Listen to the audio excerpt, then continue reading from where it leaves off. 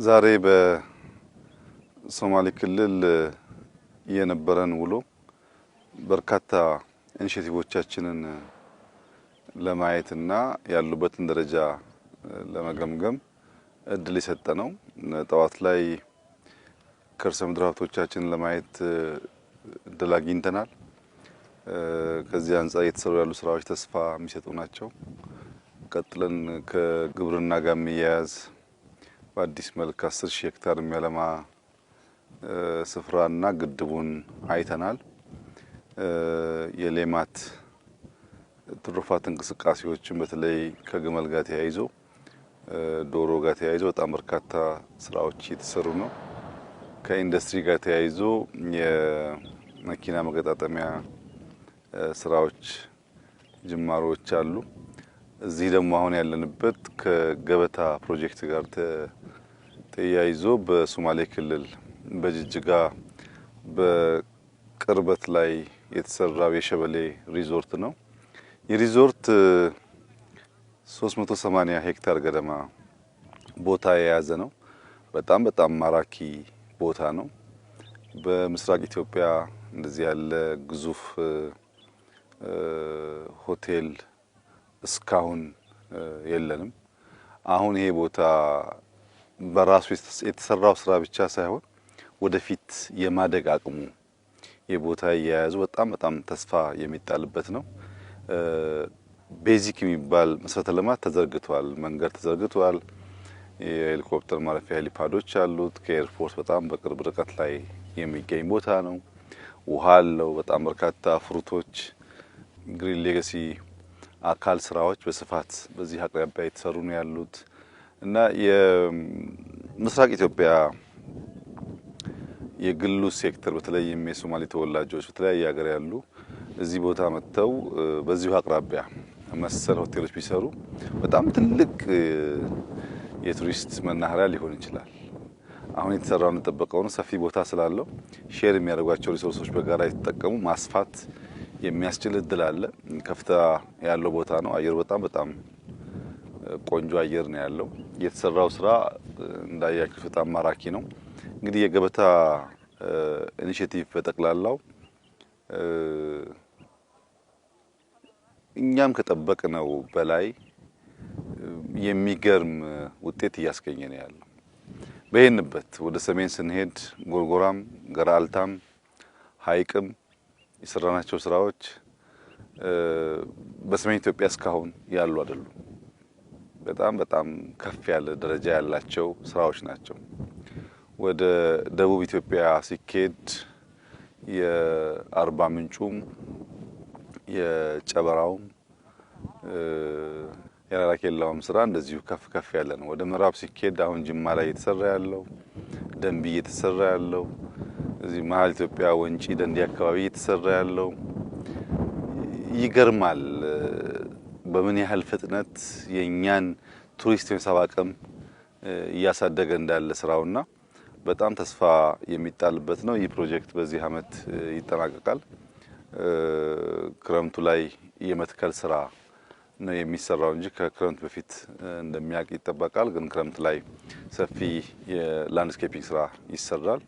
ከሚቀጥለው አመት ጀምሮ ሙሉ ለሙሉ ጥቅም ላይ የሚውል ነው። ሰፋፊ የአስፋልት መንገዶች የተሰሩ ነው። ውሃ እየተቆፈረ ነው። በስፋት እየተከለ ነው ያለው። የቤቱ ስትራክቸራል ስራ በጣም ኢምፕሬሲቭ ነው።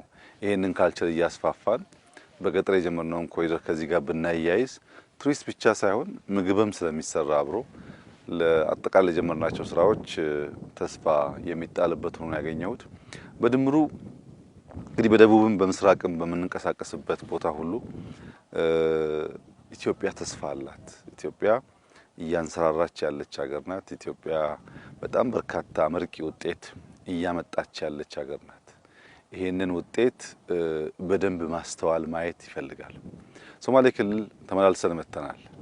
በእርሻ በማዕድን ላይ የሚሰሩ ስራዎች፣ በኢንዱስትሪ፣ በሌማት፣ በገበታ ስራዎች፣ በከተማ ኮሪደር ዛሬ ያየነውን ነገር በፍጹም ሶማሌ ክልል ውስጥ በዚህ አጭር ጊዜ ውስጥ ማየት የሚቻል ተብሎ መጠበቅ አይቻልም።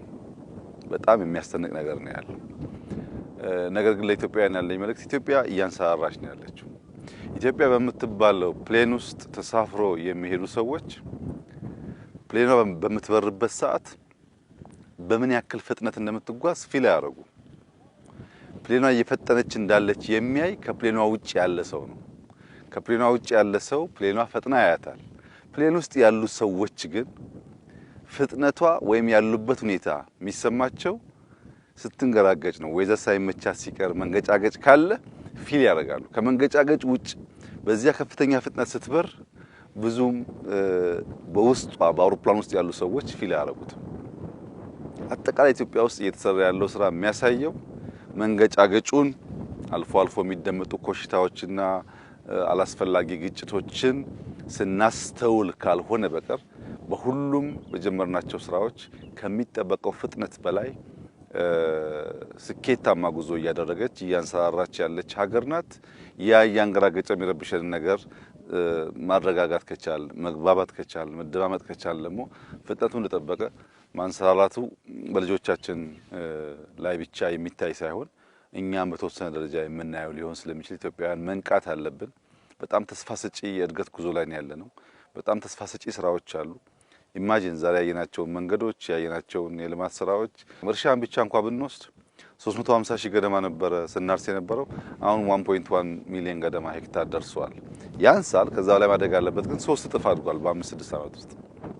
በሁሉም ሴክተር የሚታየው እመርታ በጣም አስደሳች ነውና ይሄ ደግሞ ምስራቅ ብቻ አይደለም፣ ደቡብም ስንሄድ ምዕራብም ስንሄድ በየቦታው የሚታይ ነገር ነውና የዘንድሮ ምርታችን በጣም ተስፋ ሰጪ ነበር። ክረምቱን ከፍተኛ ምርት አግኝተናል። ለበጋ ከፍተኛ ዝግጅት አድርገናል። እርሻ ላይ መበርታት ይኖርብናል። ሰላማችንን ማረጋገጥ ይኖርብናል። ይሄንን ከጠበቅን ኢትዮጵያውያን ከነበረን የተሻለ ተስፋችን የለመለመ ለልጆቻችን ደግሞ የሰመረ ዘመን ከፊታችን እንዳለ የሚያሳይ ነው።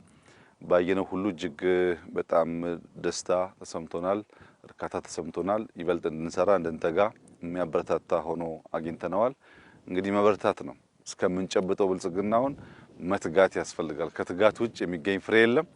በትጋት በልፋት በድካም የምናገኘውን ፍሬ ለመጨበጥ ሰብሰብ ብለን መስራት ይኖርብናል። ሶማሌ ብቻ ቢሰራ ለኢትዮጵያ ትልቅ በረከት ሊሆን ስለሚችል ይሄው አስተሳሰብና የአሰራር ዘዬ እንዲስፋፋ እንዲያድግ ነው ቀኑ ሙሉ ስንመክረው ነው።